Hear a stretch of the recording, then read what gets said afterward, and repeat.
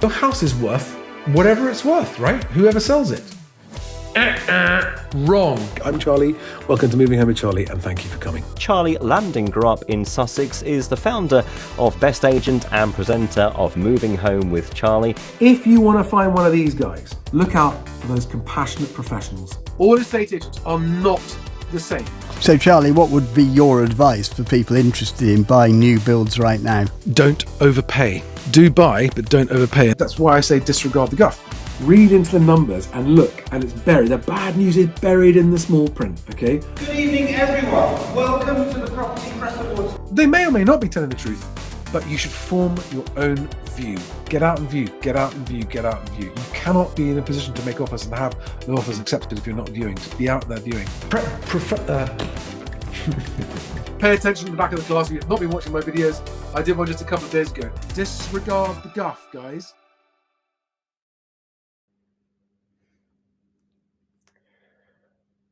Good evening, everybody. I think I'm having internet trouble. I'm in a place I've never done a live stream from before. Can you see me? Can you hear me? And is this okay? Or am I all janky and stuck? It's not looking good. I'm going to see if I can't change the camera resolution. Anyone give me a yes or a no? Okay, not okay. Not that there's much I can do about it. Hope everyone's doing okay. Steve, Allegra 86, Nima, Spherical Hang, that's a cool name. Visual Ghoul, Patricia, Sandra Anani, Flat Out, Richard Preen. Here's your slurp. How's that? Could you hear that? I would have had tea, but where I'm staying, there is no tea. I'm staying really. There's literally tap water or beer, so I chose the beer. And I'm on the road tonight. I'm in London tomorrow with Stiggy, Housing Stig, Alex Groundwater tomorrow night, and it's also the Wednesday weekly workshop at 8 tomorrow night. Right. Hit me up with your questions. I'm going to hide the live stream for a minute. And I'm going to just run through some random stuff, random updates. And there's something I really wanted to show you, actually, which I meant to get on screen, and I haven't got it ready, so I'm going to do this instead and show you. So, guys, let me start with this, right? I've come up with a catchphrase, a mission statement, a call to action, whatever you like, a slogan, and it's this.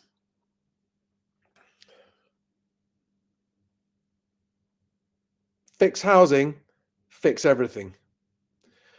Basically, I keep getting, not a lot, but I get asked about merch. And I've been thinking about merch quite a long time. And I don't want to have Moving Home with Charlie merch because no one wants to wear Moving Home with Charlie merch.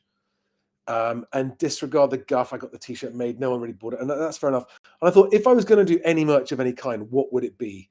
And I thought, I wanted it to be something that actually everyone cares about and can get behind. And so fix housing, fix everything is the phrase I've landed on. And now I'm just doing the designs.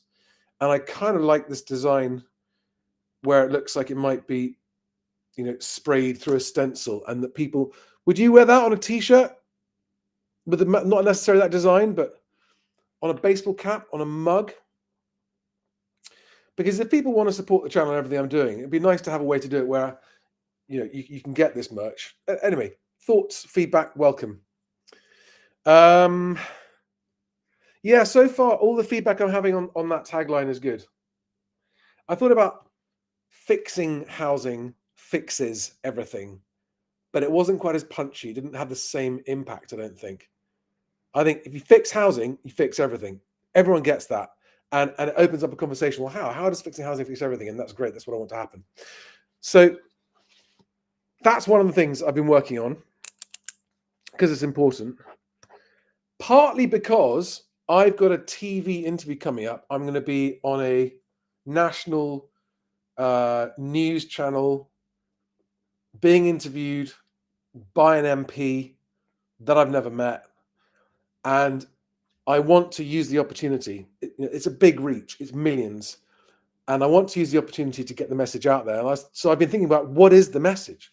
what should I be saying, especially from talking to an MP?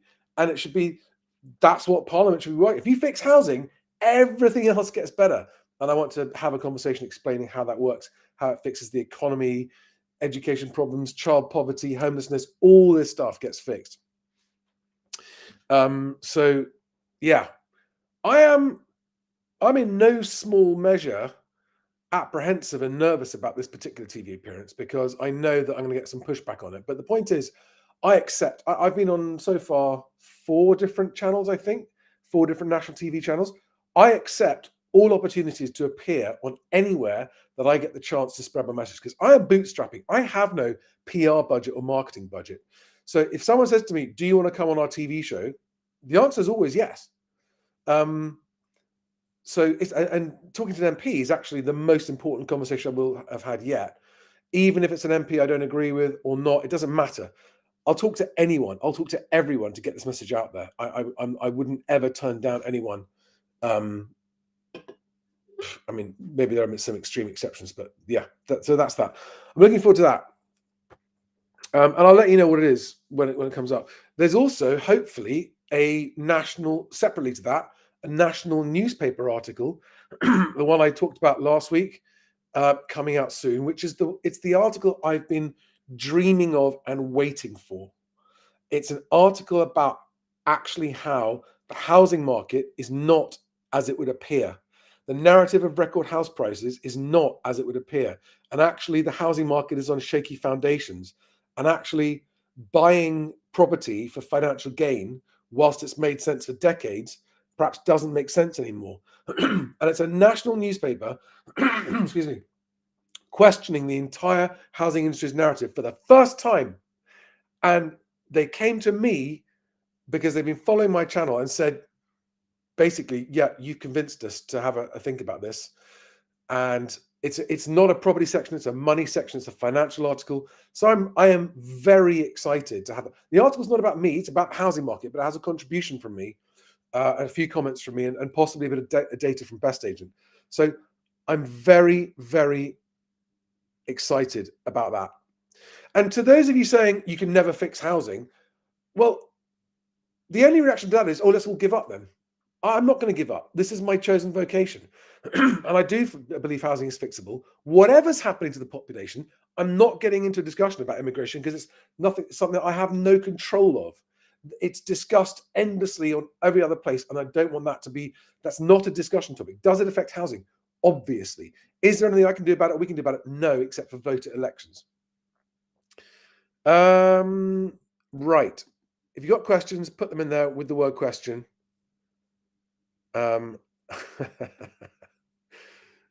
That's someone new. Drew 2008, Charlie and the Housing Factory. That's cool. I like that.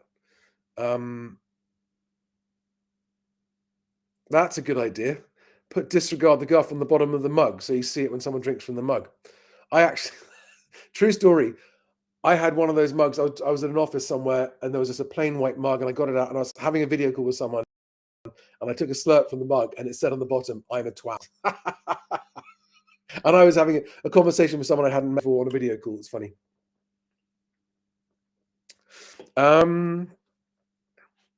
Right, what have we got next? So that's got the newspaper article, TV appearance, fixed housing, fixes everything. Tomorrow night, it's the Stig and Charlie show at 10 o'clock after the 8 o'clock public live stream. Is the 10 o'clock private one. If you want to join the Charlie and Stig show and you haven't already, the link is below this video. Right. Okay, a couple of things for movers. So, as most of you know, I have the private movers Q&A, the private live movers Q&A club, right? Which is where anyone who joins is 15 quid a month. You have direct access to me twice a month on a effectively a Zoom call.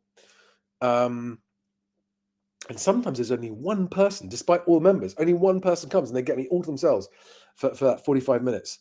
And that was last week, and the next one of those will be next week. But they also get direct access on private message, and increasingly people are starting to use that now, which is really cool. People are actually realizing, hang on a second, if we message Charlie here, and by the way, my advice is all free, and I put it out on my channels, and it's free for anyone who can be bothered to trawl through to find the answer to the questions, and I hope you can find the answer to the questions. And almost all the private video calls that are booked with me, the one-to-ones, like I had this morning, are saying, I've watched your videos, I hear the message, I think I understand, but can I just run through my particular circumstances and check I got it right? And that's cool. That's great. But even though there are people who know that I have, I'm getting in the region of sort of 400,000 or 500,000 views a month. I've got 75,000 subscribers across the platforms. I get literally hundreds of messages every day. There are still people who think that if they cheekily send me a private message and cheekily send me an email, I know you're really busy, Charlie, but could you just read my story and could you just reply to me for free?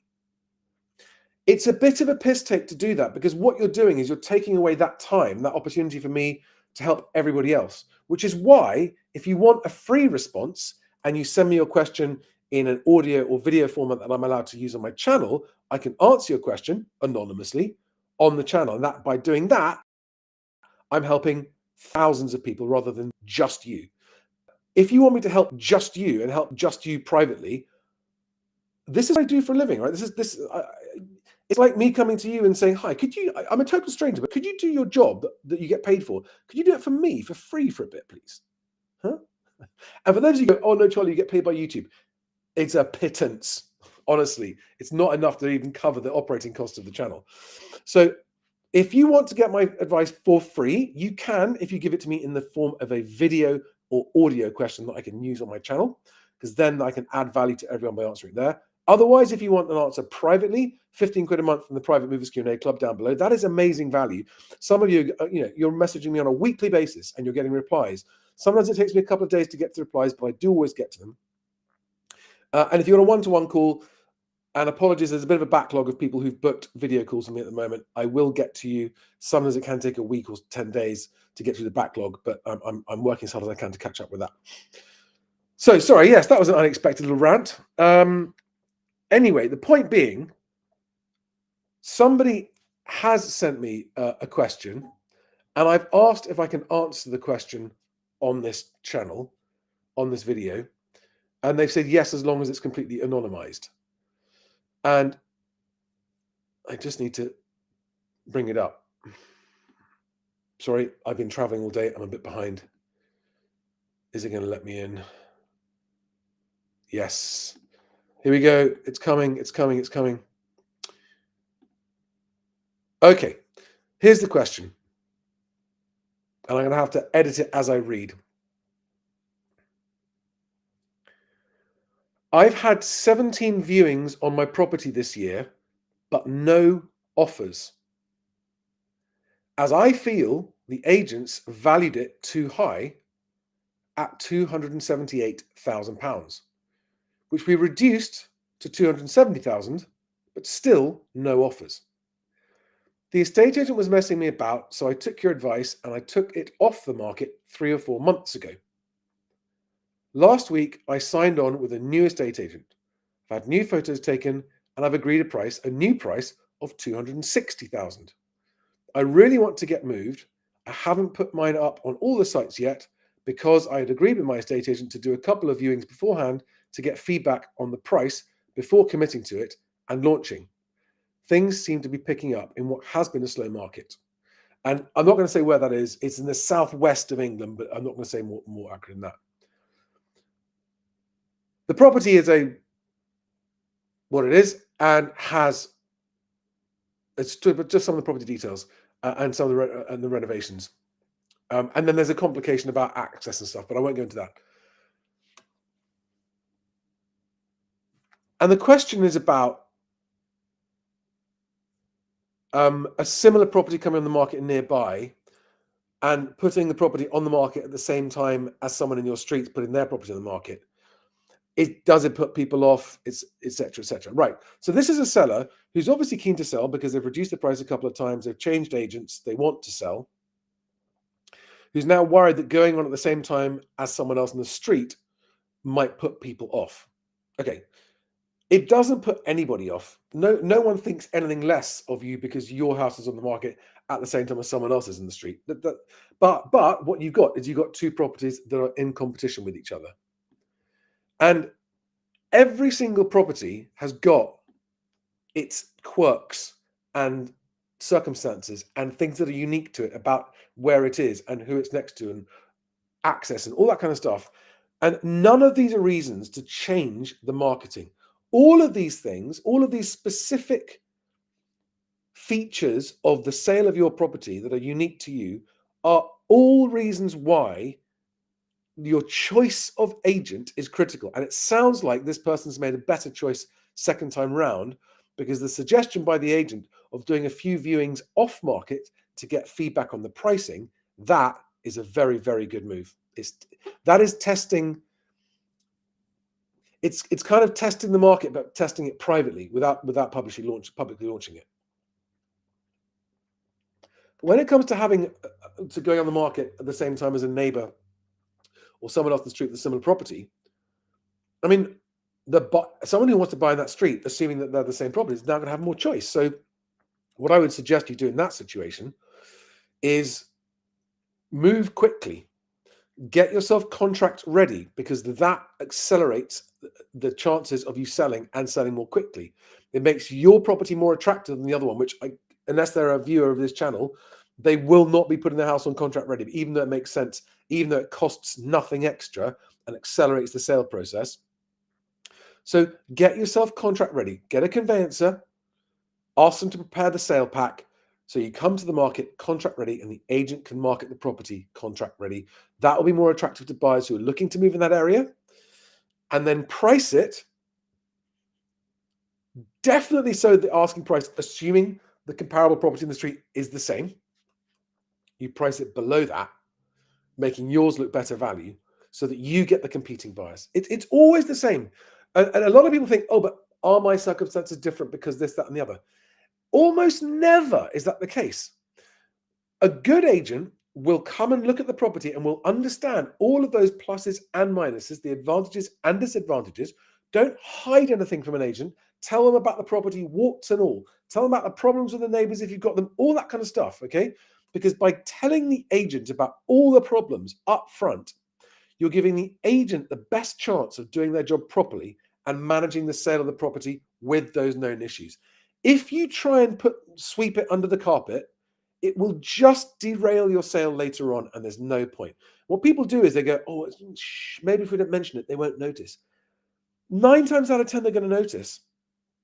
And you're going to be much worse off than just having been upfront about it. And also, when you are upfront about it to begin with, buyers tend to be more comfortable because they think, right, this seller's not playing games. Anyway, so that was that question, and I hope you were watching. And I will send you a link to this video in case you weren't watching. The person who sent me that on the private live movers Q&A. Now, any questions on that? Okay, there are some questions. I will get to all these questions, okay? If it says question there, I will tag it and... Yeah, Max.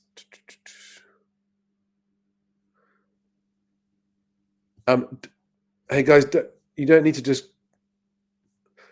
I can't do multiple questions per person, right? If just ask one question. Right. Next point I wanted to go through is I had a really interesting one-to-one video call this morning with a viewer of this channel who booked a video call with me. And the situation was, and it was very, very nice because that person had clearly listened to everything I've said about buying in this market, despite everything, for the right reasons, for the wrong reasons, what you should do, what you should do. Basically, buying a home, don't overpay. It's buying a first home.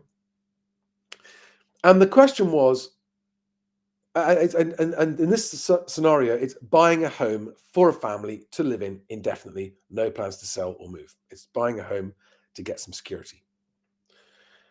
And the question came down to the fact that where that person's living now, they're currently in rented, they're not unhappy there, but because of time of life and age and situation and family situation, there was a desire to feel more secure and stable long term, and to know that at the end of the mortgage period, the house would be paid off and owned, and there'd be some security at that point. So in other words, there was no Nothing about the desire to purchase was for financial gain. In fact, they said the mortgage is going to cost more than my current rent is, but it's a slightly nicer place, it's a slightly bigger place, so that's okay. They also said, which was interesting, that the lenders had recently, and without being asked to, increased the amount they were going to lend, like by quite a large amount, which this person said they were surprised by. They're not taking them up on it because this person has taken my advice of just not overstretching and making sure that you're not paying more than you're comfortable paying. We had a lot of discussion about the price, the offer price, that kind of stuff. But what was in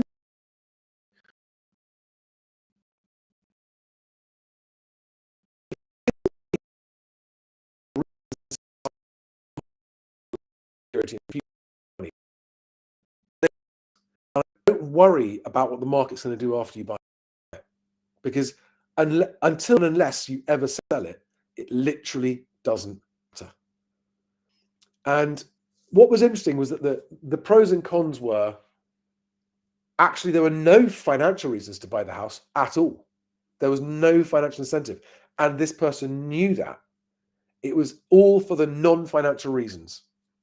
Buying a home because they want one, but not overpaying. That was and after the conversation, we chatted for quite some time. It became really, really clear that there were sentimental reasons, family reasons, a long list of non-financial reasons that they wanted to buy, even though they know that the market's not good and actually the value might go down a bit to begin with, but they still wanted to buy. And that's when, this is a classic example of really when you should be buying, because that's what you want for your life. You want to have a secure place you can put roots down, family can grow up in there, everything else, and it's nothing to do with the money. That's the right reason to buy. That's the right reason to buy. And it was, oh guys, I'm sorry. There's nothing I can do about the internet problems. I'm afraid there's nothing I can do. So there was that was that point, right? It was about people who go, and he said, it's really clear from talking to the agents and what the other buyers are doing and other offers are doing that most people still believe the mainstream narrative and the housing market's narrative that prices are at record highs and prices only ever go up. And he said, everyone seems to be overpaying. He said, it seems like it's impossible to buy a house unless you overpay. But if everyone's overpaying, are you in fact overpaying, or are you actually just paying the market price? And that was a really interesting discussion I had. And I said, look, if you've got long enough to shop around, you will find somewhere where you'll get it for a lot less than everyone's paying. And it'll be one of those properties that's been sitting on the shelf gathering dust for a while. No one's viewing it anymore. And you go around there out of the blue and make an offer and you get it accepted. Right. Let's get some questions going.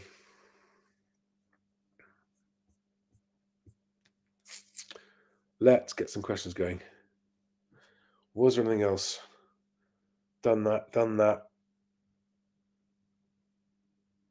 Oh yeah, there was one more thing, but I'll do it when I've answered the questions, because it's just a bit of a sort of update, not about the market, but about Best Agent, which is exciting.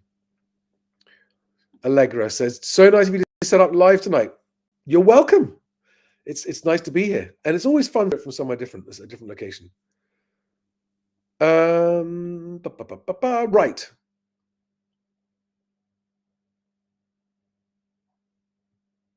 Ron Buck. Don't know if I recognize the name. Welcome if you're a new viewer. Welcome back if you are an existing viewer. If you are selling and both your bathroom and kitchen are in desperate need of updating from 25 years ago, should you update them before putting your house on the market? The answer to that would depend, I think, on the comparable condition of the rest of the house. If the whole house hasn't been updated for 25 years, then no, I wouldn't put a new bathroom and a new kitchen in unless you're going to refurbish the whole house, because they would look out of place. But if the kitchen and the bathroom are in 25-year-old state of disrepair, but the rest of the house is all up to date and modern, then in that scenario, I think it probably would be worth doing it. And it's a question that's really a question for a good agent. Generally speaking, I don't think you'd expect to get all of your money back. Generally speaking, I think the cost of the labor and the materials to do these things now is quite high and rising compared to the costs of housing coming down. And generally speaking, and of course there'll be exceptions, right? If you did an absolutely outstanding job with the kitchen, it might make it so desirable you get more people bidding on it, and but there's no guarantee. That's the point. There's no guarantee. People will buy, and a lot of people, especially home buyers, will buy somewhere not caring that the bathroom and the kitchen need updating, because it means that they can do it themselves and they can do it to their own taste. Whereas if you do it just to sell it, you're going to do it on the cheap, aren't you? Be honest. And that's not going to help, because people aren't going to come in and go, oh, I love the bathroom. They're going to. Everyone knows a cheap job when they see it. I mean, often it's landlords that are the worst culprits of doing this. They're selling a rental, it's in absolutely terrible state, so they have to go and spend some money before they sell it, and they do it as cheaply as they can, and you can see. So if I had to pick yes or no to that question, the answer would be no, don't. I would sell it as is, just price it accordingly.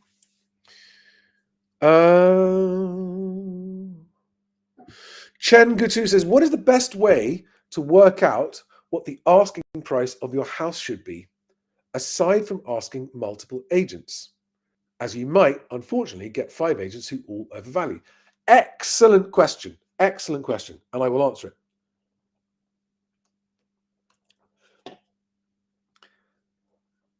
You want to find all of the closest comparable properties locally to yours that are on the market, right?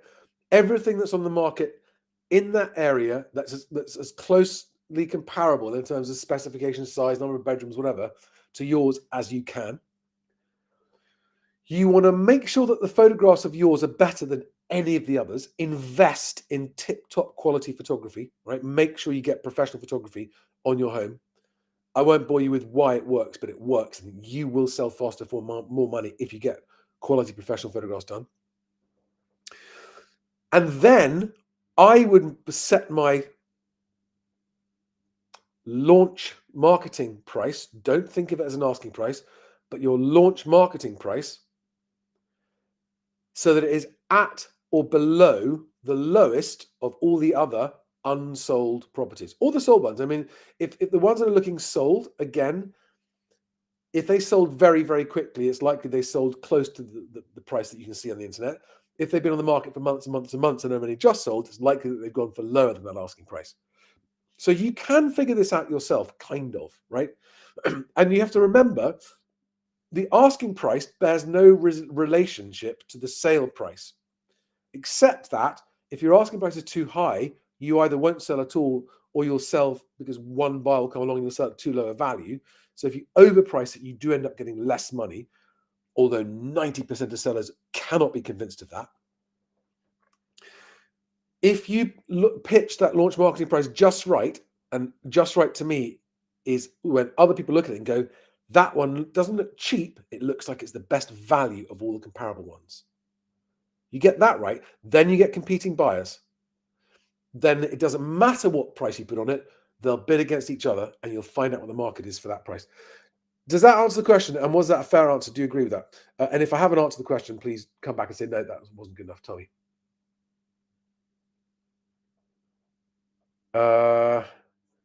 Max Cummins says, what's your view on the rise of estate charges on new freehold housing?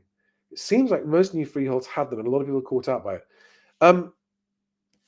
They will look for any way they can to try and cream some more money out of you after you've bought, even freeholds. All the house building companies at the moment are having a shocker, right? They really are. And there might be some small local independent exceptions here and there that are doing really well. But generally speaking, house builders are having an absolute shocker at the moment, and they'll do whatever they can get away with.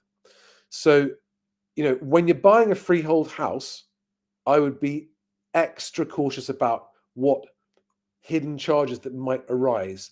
And you've got to make sure this is where a good conveyancer is worth their weight in gold. A bad conveyancer won't flag stuff up to you that you should be aware of. A good conveyancer will go, hang on a second, I've checked the paperwork here. There's a liability, there's something to be aware of. So my view on it is sometimes they are fair, right? Sometimes they're fair. If there's an estate and there are communal areas and they are maintained for the benefit of all the residents and the charges are fair and reasonable and agreed, that's okay. The risk is, and the problem is that if you have no control over those charges, they can escalate and get out of hand.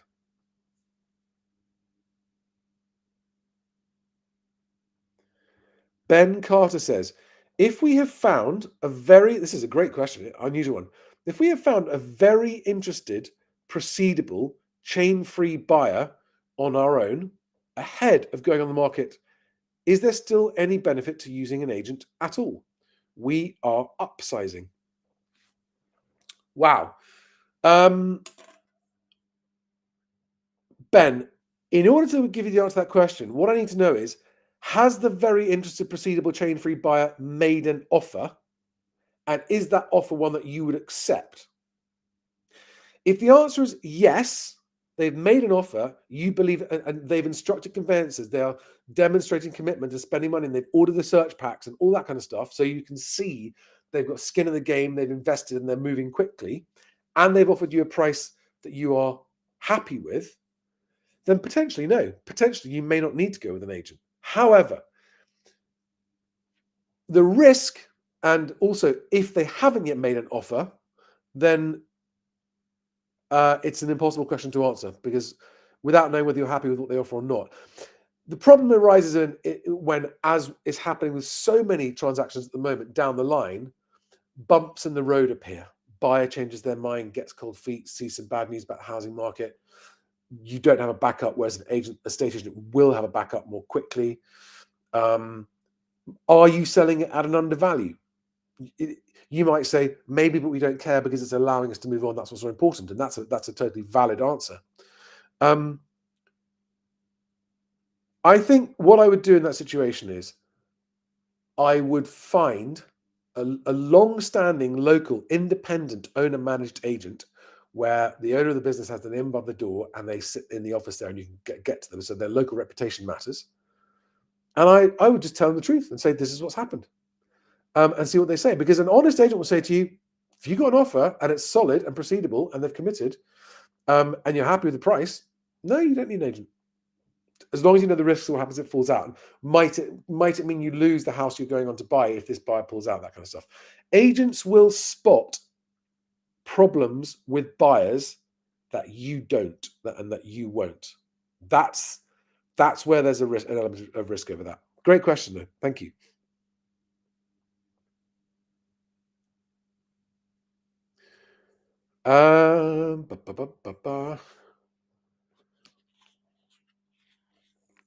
I'm literally right in the middle of a live stream on camera. Can I call you back? Bye. Sorry, guys, I wouldn't want to take a phone call on live stream, but that's the other half. And children and stuff, you have to check it's not an emergency. More questions.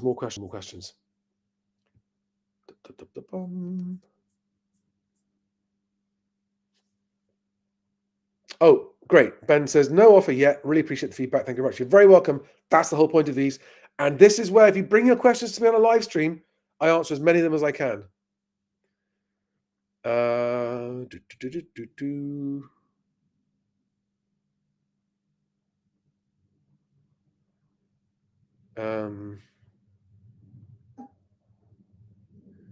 Have I missed any questions? Mr. Beat says, any thoughts on the petition for a new general election?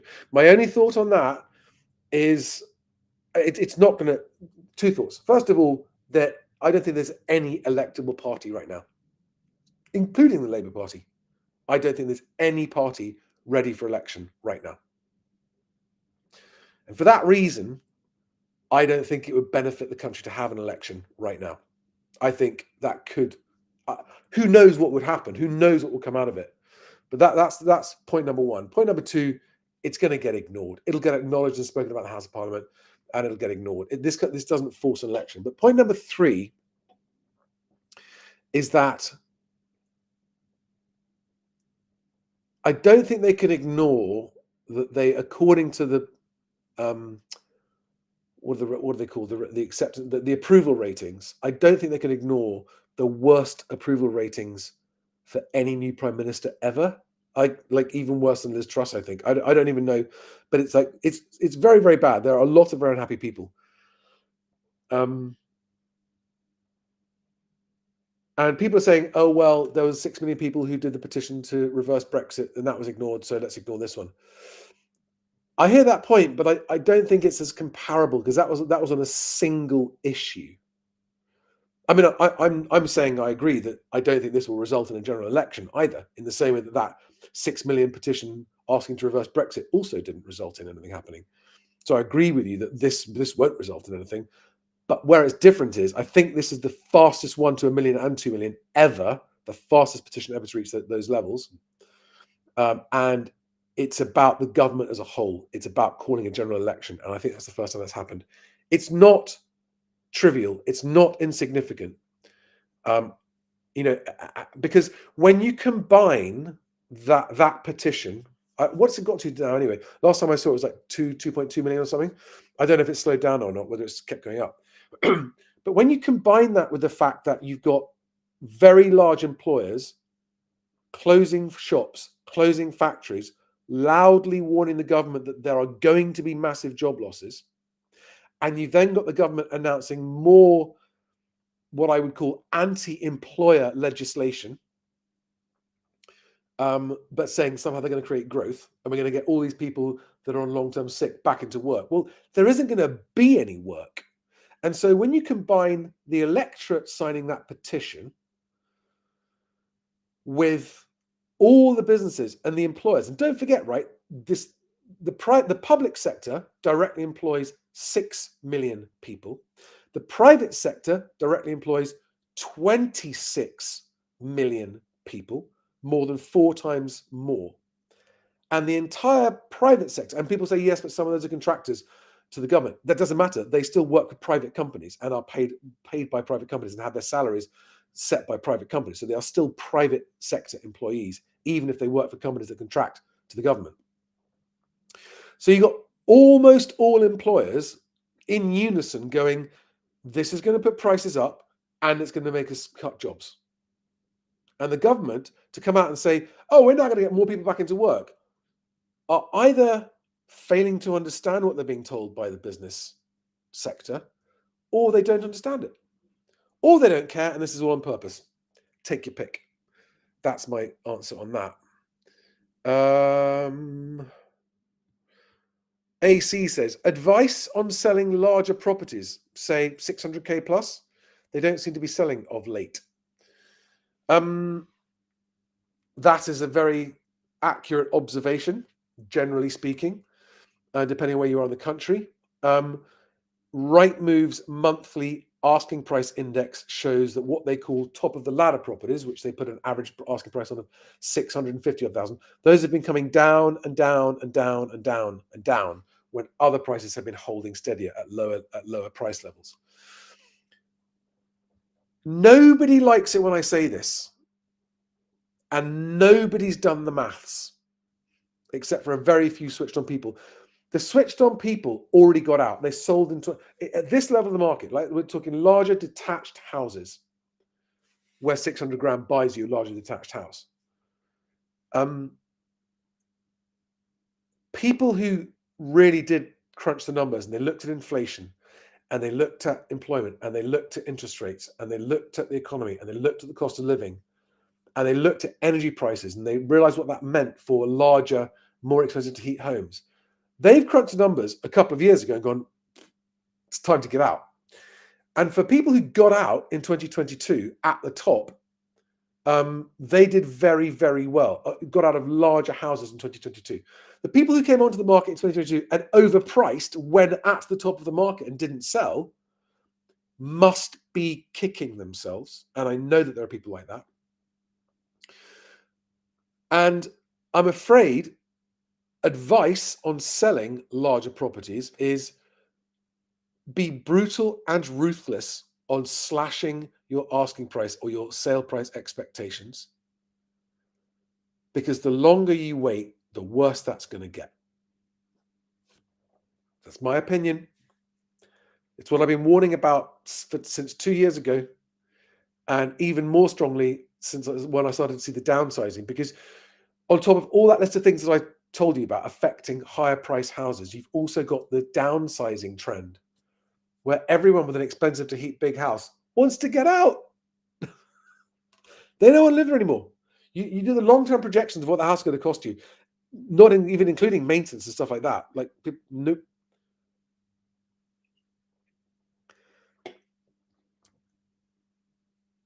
This is a very rough generalization. And so many sellers at that level of the market, they can hear me and go, what? Rubbish, Charlie. Rubbish. You're mad. Don't believe. He's full of it. Roughly speaking, at the higher end of the market, sellers' price expectations are about 20% too high. I'm sorry, guys. This is why I have been banging the drum for so long. This is what I said was going to happen. And I know of specific examples where prices have been slashed 10, 15, 20%, and it's still not selling. And the reason, let me explain, because this is a bitter pill to swallow. Because for some people, that 20% that they truly, genuinely believed was equity on their personal balance sheet, their net worth, to come to terms with the loss of that amount, which, if you've got a mortgage on it, you're probably talking about, if you've got a 50% mortgage on a house, let's just take a round number, right? Let's say you think your house is worth £1 million. You've got a £500,000 mortgage on it. You think that your net worth, your equity, is 500 grand. If it's 20% less, then you don't have 500 grand, you have 300 grand. That's kick number one while you're down. Kick number two while you're down is if you are downsizing, you're not going to see 20% coming off the value of the property you're downsizing to. If anything, they're going to be costing you more than you thought. And suddenly, your leftover capital is going to be even less. And so, portions of people's equity that they thought they had in the bank to maybe help their kids onto the property ladder or anything else simply aren't there. And I've had some followers on the channel have just said, yep, that's exactly what happened to us. We have now downsized and we now don't have a pension. We thought we had a pension. We now don't have a pension. We are retired. We own the house we moved into, but we've got no money to live on now. In terms of long term. It's happening. And if you're a seller listening to this and going, he's not right, is he? He can't be right. That just sounds too ugly. What I would urge you to do is to just consider the possibility that I'm right. Consider the worst case scenario. Look around in your local market for clues as to whether I'm right or not. Look for other houses look for the houses that have been in the market for a long time. Use the property log plugin to see which ones have been dropping their price. And funny enough, that the property that I was discussing with someone on the video call this morning, I pulled up all the similar properties that he was looking to, ones that were similar to the property he was looking to buy, and almost all of them had their prices reduced. Which is why I said to him, I don't think you can go in there with quite a low offer, and you don't need to worry about it because the prices, those prices are coming down the area for properties like that. So just, if you understand and accept, like deeply take to your heart and accept the fact that the market determines what your house could sell for. As the seller, you can choose not to sell it. If you don't get what you want, you don't sell it. That's fine, of course. But if you need and want to sell it, and if you accept the fact that the market determines your price, not what you want, not what you think, not what the newspapers say, not what the estate agent says, not what your friend who works for a local estate agent says, not what your friend who's an economist says. The only thing that determines the price your house will sell at is the market. If you go on the market with too high a price, nobody comes through the door to look at it, And the estate agent can therefore not procure competing bids for you. Because the buyers are going, that seller's got their head in the clouds. It's so far overpriced. If you've got no viewings, so there are two levels of bad if you're a seller, right? There's no viewings and there's no offers. Viewings but no offers means it wasn't wildly overpriced, but it was overpriced enough that no one wants to even. Everyone thinks your expectations are so high that there's not even any point in making the offer. By the way, they're wrong. Always make the offer. If you go and see a house and you think it's overpriced but you like it, make your offer. Make your offer. Make your offer. Always make your offer. If you like the house and you want it, make your offer. As long as it's in good faith and you mean it, and if they accept your offer, you do go ahead and buy it, right? But if you've had your house on the market and you've had no viewings, that is a clue that you are wildly above the market, because it's not that the buyers aren't there. The buyers are there. They're just staying home until they see someone coming onto the market with a property priced at a reasonable level.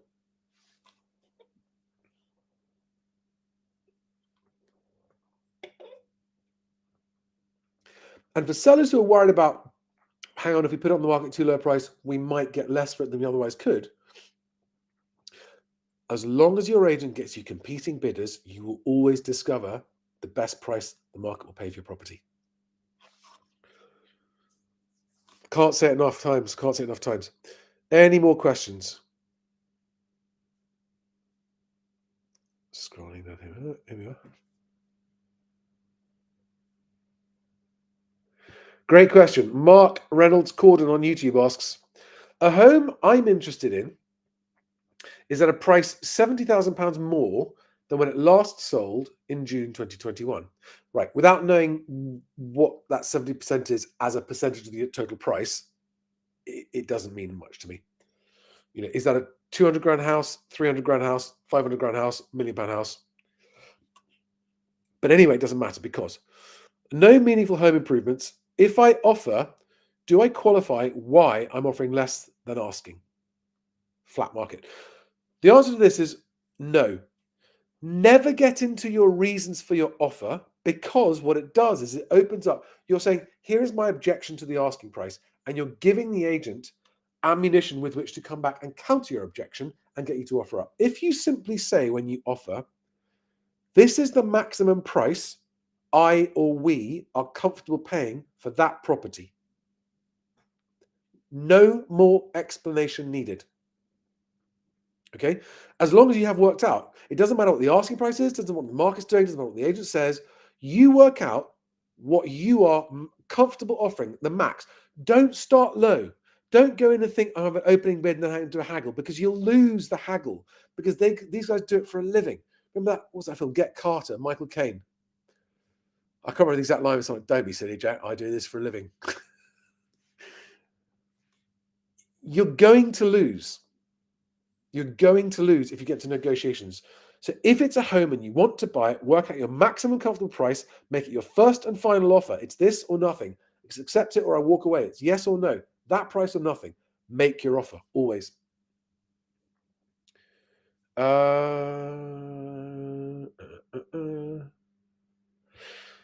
Scorer. Hello, Scorer. That's a new name I don't recognize. Welcome to the channel. How do you know, I assume you mean, how do you know if you are overpaying? Offered on a house on a feeder road with a no longer used cemetery.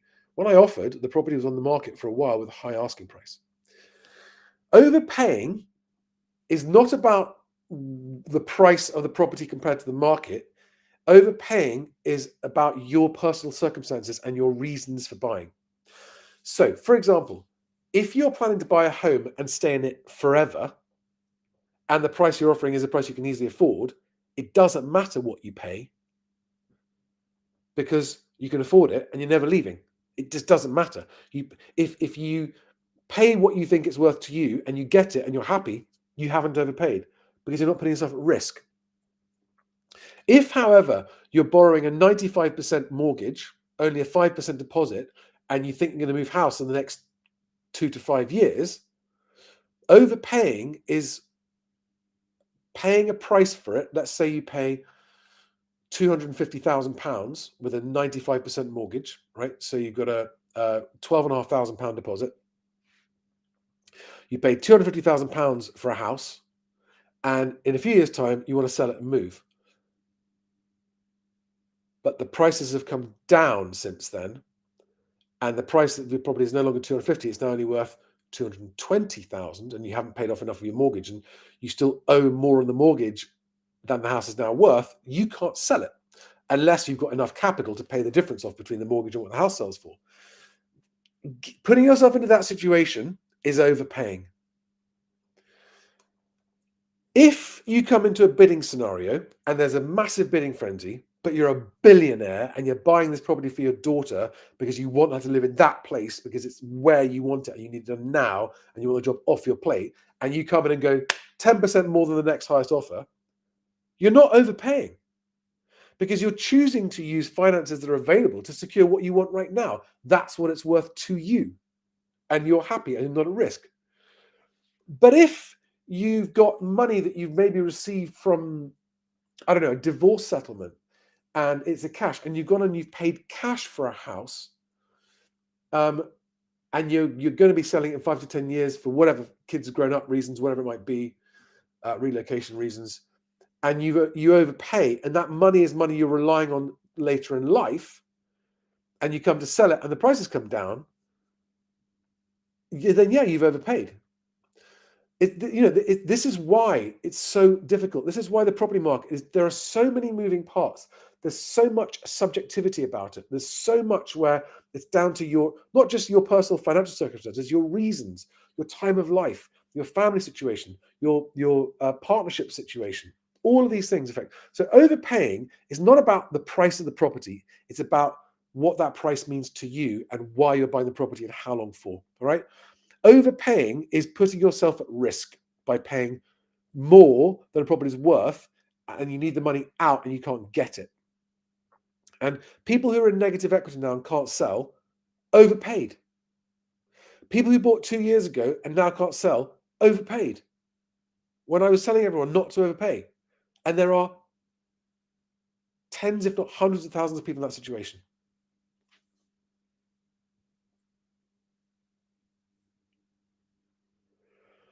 Okay, Scorer. So you managed to get 10k off the asking and now a further 4.5k off. Okay, but there are another repairs of 15 to 20 grand. This will be a home to live in. Without knowing your personal financial circumstances, I can't comment on whether that's overpaying or not, right? And you haven't given me the actual asking price or anything like that, so I can't really comment on it. But I hope that's helpful. Can you afford it? Do you want to live there? Are you staying there forever? Are you overstretching yourself? Don't overstretch yourself, especially in this market. Okay, this is another reason why it's more important now than ever about not overpaying. If, as I believe, rapid house price growth is now a thing of the past for at least the foreseeable future, overpaying in the past was less risky when house prices were climbing faster, for obvious reasons. But house prices aren't climbing fast anymore, despite the endless week in, week out, so-and-so predicts house prices are going to rise. This is all part of the narrative to get people to overpay. Overpaying now is more dangerous than it's been for a long time. Anyway, right.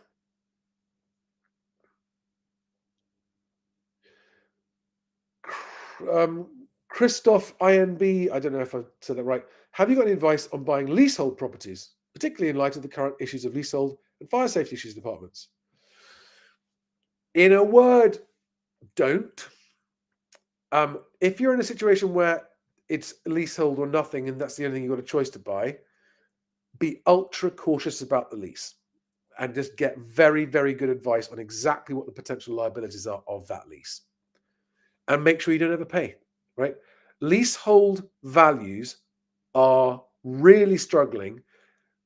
The change in the law that's coming is going to apply to new builds. So the leasehold reform, I think I'm right in saying, off the top of my head, they're going to be implementing common hold, but that will only be for new builds.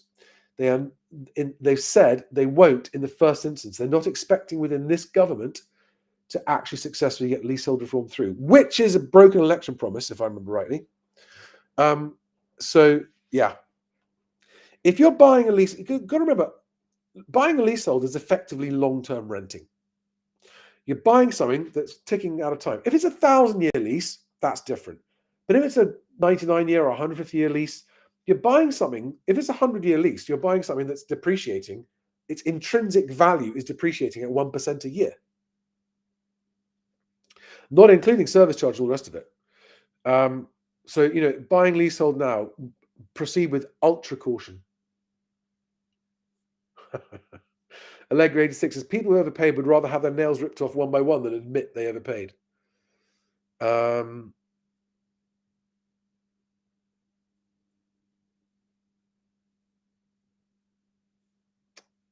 are we doing? It's time to wrap up soon, guys. I've got more to do, believe it or not.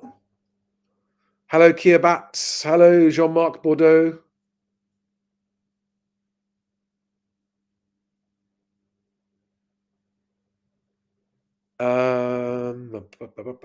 Guys, I'm not a leasehold expert. I'm not going to offer any opinions on leasehold decisions.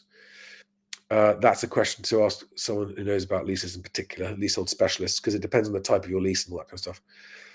I'm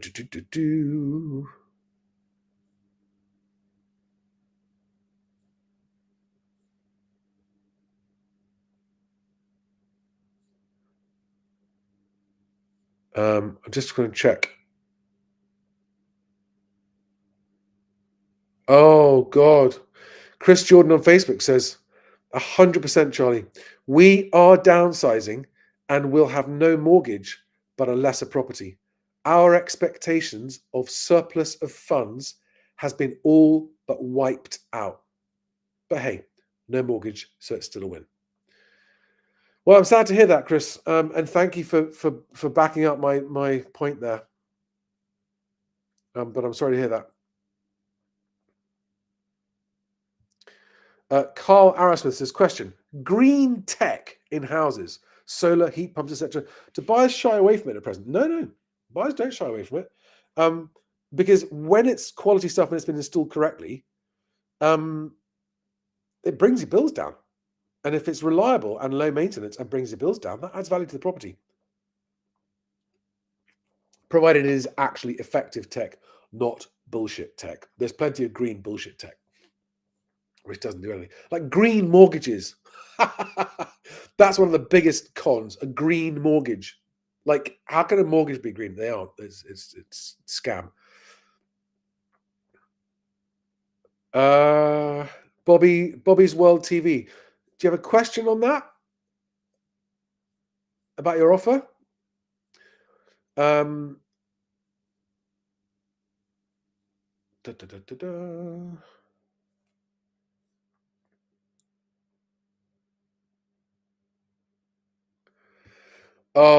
this is such a good question. Yuri, or I'm not quite sure how to say that. Yuri Pliner. Why do sellers put their homes on the market without checking the docs? Why do sellers put their homes on the market without checking the documents? I honestly don't know. It doesn't make any sense to me.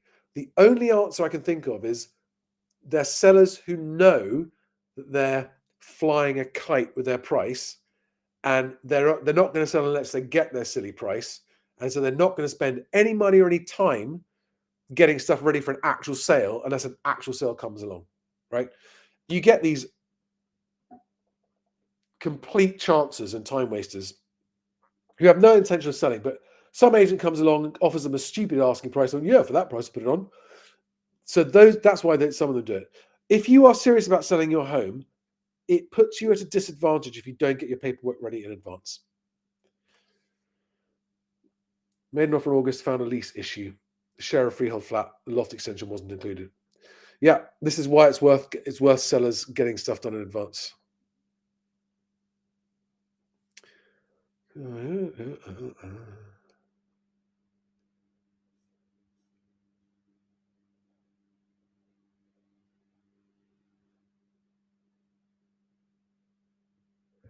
Okay, here's a landlord question. I don't normally do these, but I think it's worth answering. Question, I have a London flat. Tenant has given notice. Taxes and letting fees equals 75%. and too risky without Section 21. Should I sell? So what you're saying is, yeah, the cost of carrying on as a landlord and without Section 21 to get it back is too risky. Should you sell? Leave it empty, wait a year, then sell. Why? I mean, in a nutshell, yes. If it's your only one, and you're not a portfolio landlord, definitely sell. In my book, definitely sell. I'm not quite sure why we're leaving it empty. Are there already rules in place that mean that you can't sell for a year after the tenant's moved out? Otherwise, something happens. Maybe, I don't know. If there's one of those rules I've forgotten about, then I can't comment on that. But if there's no reason to wait, I wouldn't wait. I'd just get it sold. I think the longer you wait, the less you're going to get. Maybe there is a reason you have to wait that I'm not aware of. So let me know.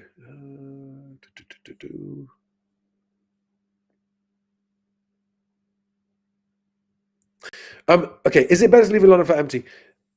It'll sell faster if it's empty. That's true. That's the only thing. It will sell faster if it's empty.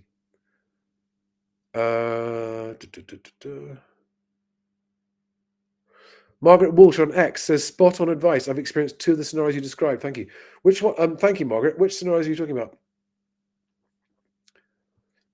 If inflation goes up, will house prices not follow? Bogdan Tudorach. Bogdan says, if inflation goes up, will house prices not follow? Nope. When inflation goes up, the cost of living goes up, and people's budgets to buy houses with goes down. And one of the reasons the house prices are weaker than they were, especially at the top of the market, is because of the inflation spike we have. So no, inflation does not put house prices up automatically like it does put food and fuel and that kind of stuff up. So Fleshmore asks, are these property stages actually adding value or just a waste of money? Yeah, they can. If it's done properly and if it's done cost effectively, it gets more people in the door to view. And what any agent selling a house needs is people in the door. Without people in the door, they've got nothing to work with. They can't negotiate the sale of your house. People in the door who then see it and want to offer, they've got something to work with. And property stages can make the difference between houses getting people coming to the door or not. So yes, it can work. No, I'm not in a restaurant.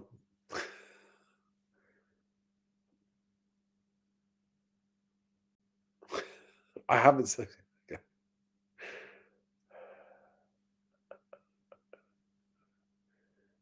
Okay, guys, I do need to wrap it up now. It's been lovely. It's been nice to do it in a different place for a change. I'm just going to finish up by putting that on the screen. If you want to get my newsletter, there's the URL. Conveyancing first if you're selling. And there's a link to the guys I deal with. Oh, I've had the contract through today from the second conveyancing firm that I'm now adding into the one firm that I've been using so far as the only conveyancing firm I've referred you guys to when you come and use my conveyancers. They have been faultless. They have been absolutely faultless. I've had nothing but amazing feedback on the conveyancers. And so you might ask, well, why are you adding in someone else? These guys kind of tend to specialize in the southern half of the country. And I said I wanted to get one for the north, and I've chosen, they recommend, so my existing conveyancers recommended the new conveyancers who I've been to see in the north, and we've agreed terms, and they sent me the contract. I'm excited about announcing them once we get over the line. So that's cool. All right, guys. See you tomorrow night, 8 o'clock, Movers Workshop. Look forward to it. And then 10 o'clock tomorrow night, me and Stig. Have a great night.